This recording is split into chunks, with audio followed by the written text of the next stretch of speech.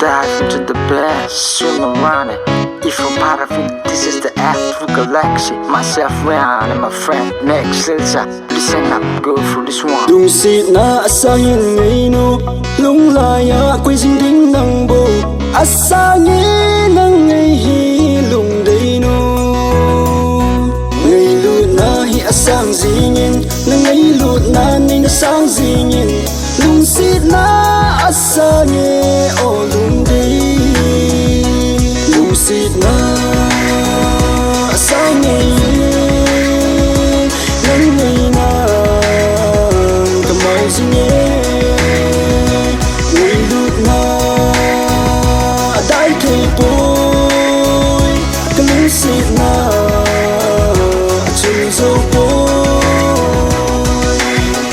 Never got a sentiment like this before. I'm trying to pose it in the movie that to let you know the sentiment that I can afford it. Give the line and show me the way. It's such a rich effect on your own heart. I'm thinking myself but too close to reach your God. The girl it seems so far away. So take me anywhere you wanna find me true. You're the missing part of me. I'm passing through this emptiness. So lead me on to the part of you that will make me better man.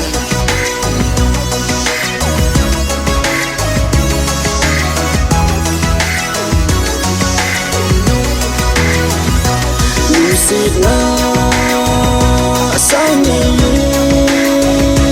nang may na kamao zingin.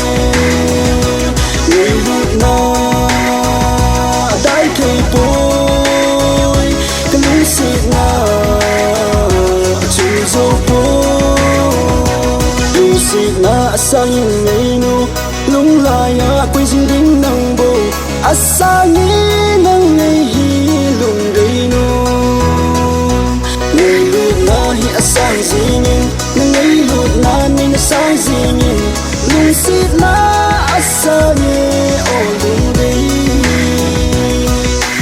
Lungsit natin tulala kalungsit na hitom ka ding iboy ng bo. Lungsit sang pena kacel lungsit na hitakang bongi. Ang dagboy nagtadelaw kita kalungsit na hi. Kamil kay boy lungday karasi sa lungsit na hi. Pakong piyahin ko no maan mo so din ka dome. Nang lungsit na ni san hile nungkuwa yung pakong dingin. Nang lungsit na ni cang cintaan kasi cang holing gelin golin kalungsit na asangin ngayon lung laya ako'y zingin ng bo. Asangin ang ngayon lungday no.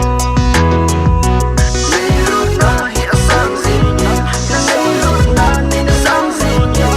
Lungsit na asangin o lungday. Lungsit na asangin nang ngayon kamao zingin. Ngayon na dahil kay boy kalusid na chuzo po. Lucid na asangin